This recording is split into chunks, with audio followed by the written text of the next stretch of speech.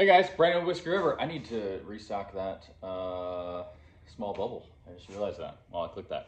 Anyway, we've got some cool updates, some interesting stuff. It's like, I don't know, it's a slower week over here, but we're making progress on some side projects we've been working on. Speaking of which, if you are not signed up for our email newsletter, click the link. If you're watching on YouTube, click the link below.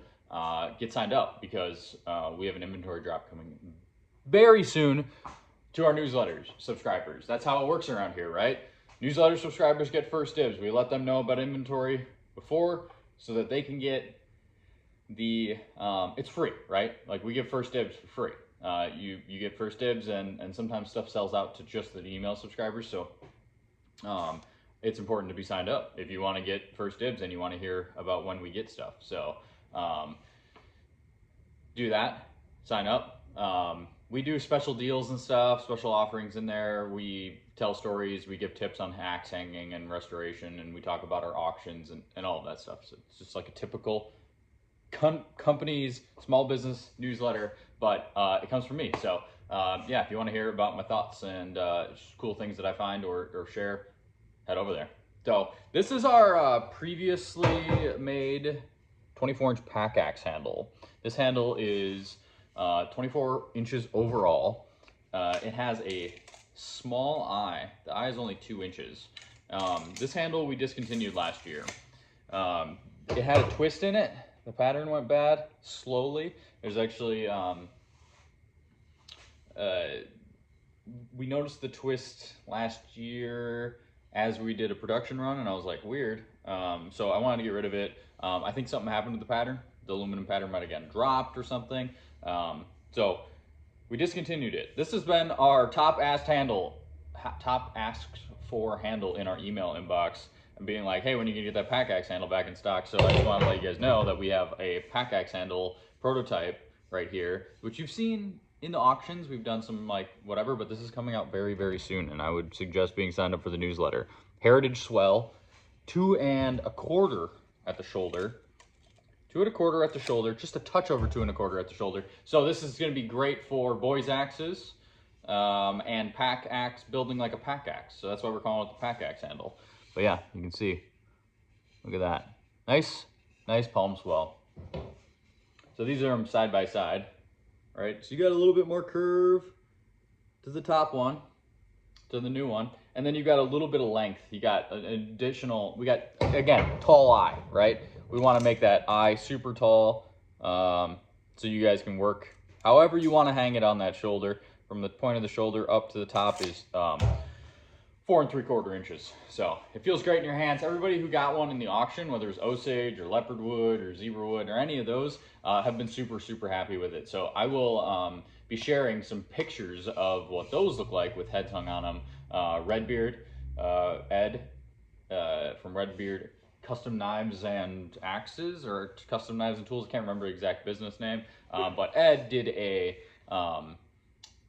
2 axes with the Osage handles that he won on our auction, and they look amazing. So yeah, this is probably, the 30C is still my favorite handle since it was the first of the Heritage line, but this is my second. This is my easy second favorite handle. So yeah, so these will be coming available soon. There'll be some other stuff available. We do have some inventory coming in, so I just want to let you guys know. So sign up for the newsletter and all of that. Auctions have been slow. I got a bunch of stuff in. We're getting it processed and photographed. I haven't shared any of it yet, but I hope to share it very soon. Some weird stuff, some I guess some European stuff that I'm not too familiar with. We got some USA made blacksmith stuff from some popular blacksmiths. I think there's a Northman in there too from Latvia. That's pretty nice. It's a hewing hatchet. Yeah, so there's that. What am I thinking about? What is the other thing? Oh, handles. Handles. We offer handles in a perfectly thought out idea of what the perfect handle is for all consumers, right? Try to keep everybody happy, and of course, a lot of people are going to be upset, and that's just how it is. This handle right here is thin, okay? If thin is not something that you're interested in, don't buy this handle. It's not super thin. It's not just like, it's not super thin where you're like, oh man, I'm gonna break this. It's the perfect thickness, okay? Now, with handles that have heavier heads, like our Faller's axe handles or our big double bit handles, our longer double bit handles, they are a little bit thicker. Why? Because the average consumer that buys that is buying that because that's the handle that was on their Faller's axe, or that's the handle that was on their double bit. They want something very similar, right? But if we're an enthusiast, we want a thin handle. So it's better for us to have a handle that's just a little thick, right? And we're talking about 16th or an 1/8 inch thick side to side.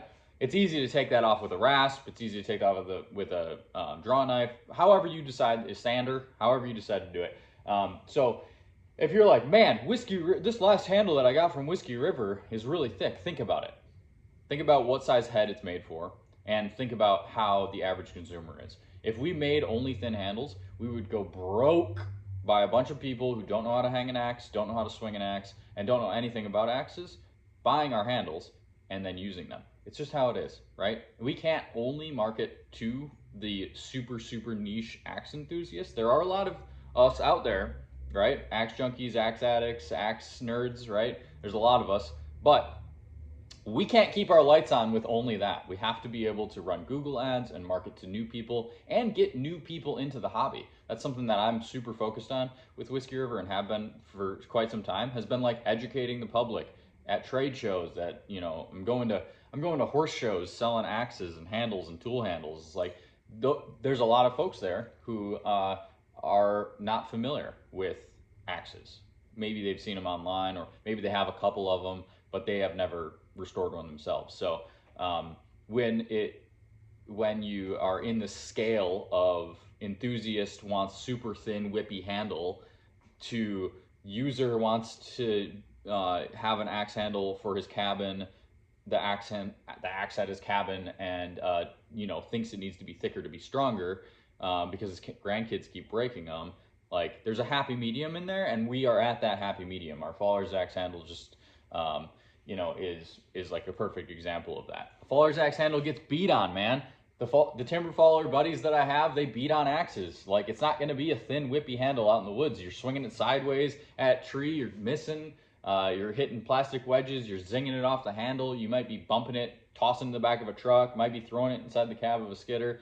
A little bit of a thicker handle gives you longevity in that handle, and you have the ability to remove material from that handle versus being shipped too thick of or too thin of a handle, and then you can't put any material back in it and you're just not happy. So we can't make everyone happy. I just wanted to let you guys know that that's just how the handle thing works.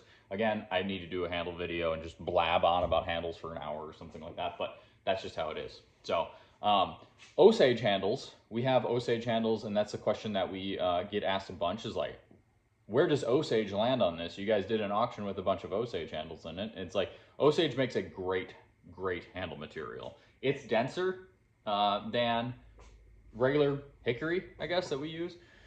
But a lot of folks use it. Now, the issue with Osage that you run into is it is a large bush. So you've got twists, you've got knots, you've got, you know, limbs, little limbs, and all of that. So in order to make it into dimensional lumber, you don't have a lot to work with. And so Osage is hard to find in bulk, and it's especially hard to find in 8-quarter, you know, 2-inch thick lumber stock, because it's a small bush.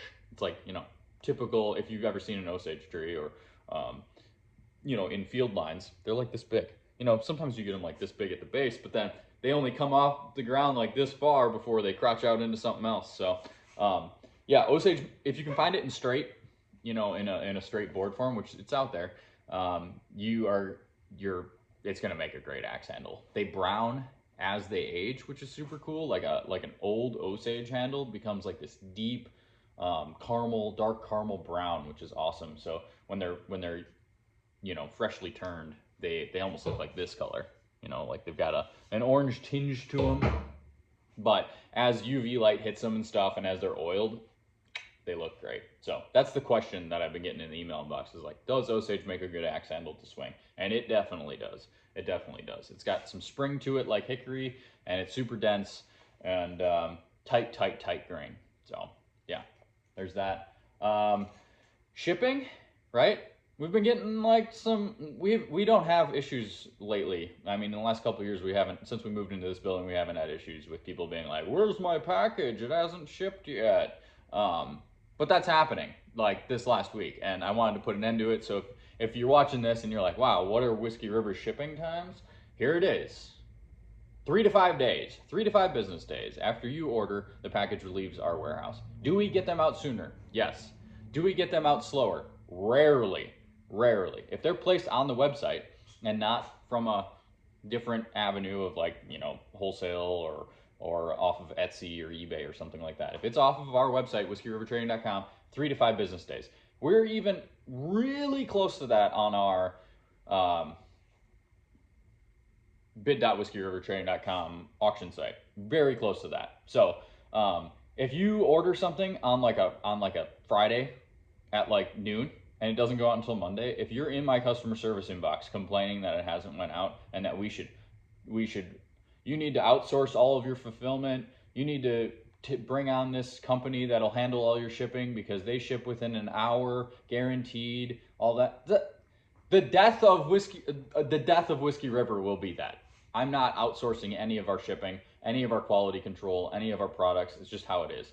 Like, if you are upset with how it took from Friday at noon until when you ordered until Monday for us to ship it, just know that sometimes it waits until Wednesday for us to ship that. It's 3 to 5 business days. We're very open about that on the website.